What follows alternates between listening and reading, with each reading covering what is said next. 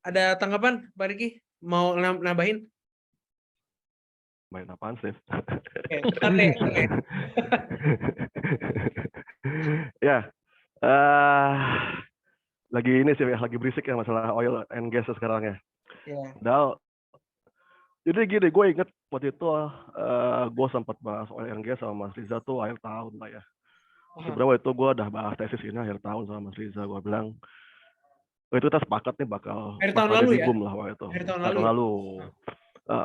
Nah, waktu akhir tahun tuh kita udah sepakat nih, soon or later ini hulu sih bakal dikejar gitu kan, bakal digenjot gitu kan. Cuma gue nggak tahu itu timingnya kapan, tapi pasti soon or later dikejar gitu loh. Nah, petaka dimulai waktu pas perang tuh kan, perang Rusia Ukraina kan.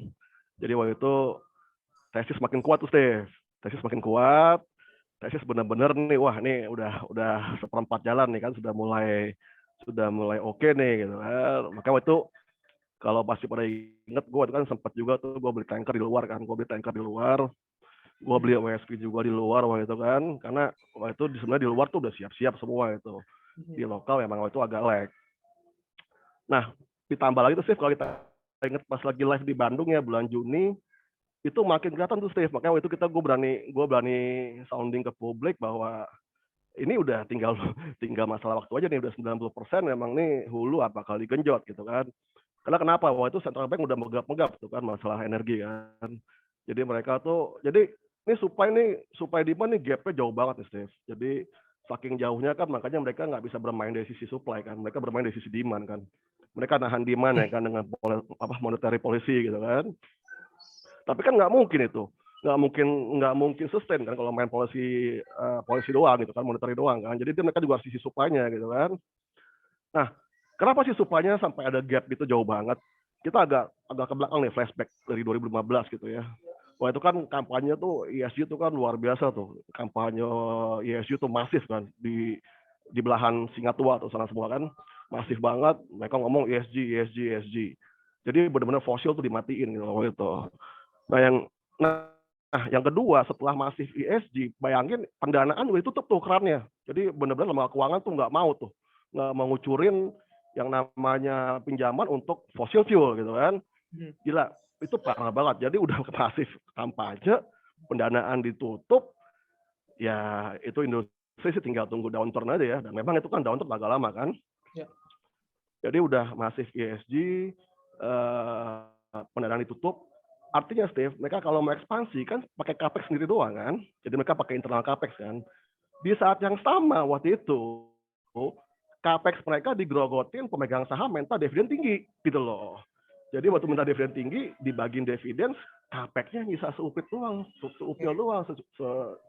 kecil doang gitu loh Steve. Nah jadinya waktu itu capex seadanya Steve, lo bayangin dengan capex seadanya mau nambahin supply gimana gitu kan. Jadi nggak bisa nambah supply gitu kan. Tambah Jadi buyback juga Mas waktu itu. iya, jadi Disuruh buyback ya. disuruh paksa buyback. Jadi pemegang saham waktu itu gila, dipaksa buyback, dibagi dividen, jadi capex habis semua gitu kan. Yes. Jadi mereka nggak bisa nambah supply gitu. Jadi ini benar-benar under investment gitu loh. Jadi itu 3 komponen itu luar biasa banget. Jadi itu benar-benar bikin oil downturn tuh 7 tahun ya, lebih hampir 7 tahun gitu kan. Nah petaka nih mulai 2022 nih. Petaka 2022 yang akhirnya mereka kena impact sendiri gitu kan. Nah akhirnya yang mau nggak mau nih mereka harus mulai lagi genjot produksinya kan.